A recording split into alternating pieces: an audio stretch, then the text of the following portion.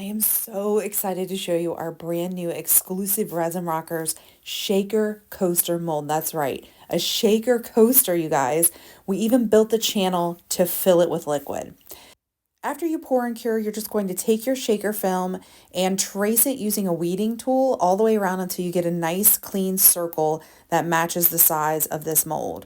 Now we're taking 180 grit sandpaper, sanding down the ridges, using alcohol spray to clean it off, wipe it inside and out really, really well. And I'm going in with our Teacher Life Combo Clay Set, you guys. This is one of my favorites.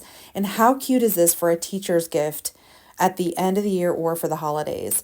Put a little bit of UV resin around the rim. We're going to take the acetate film, put it down on top, and cure it for 1 minute at 36 watts. And you guys, look how cute it is. Now you can leave it dry if you want to, but you don't have to.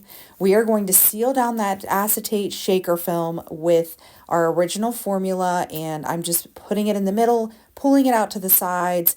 I will typically use a torch to get rid of any bubbles on it, and then I let it rest for 5 or 10 minutes before I decide to put it into the Magic Cure lamp and cure it at 36 watts for 60 seconds. Here's the end result, you guys. It's so beautiful, and now let's fill it up with some fluid. So this is a 50-50 glycerin water mix. We are going to fill it all the way to the top. I wanted a more suspended flow, so that is why I chose this solution. We're going to tap it down, get any excess air bubbles out, dry it with a paper towel, and fill in the channel with a little bit of original formula.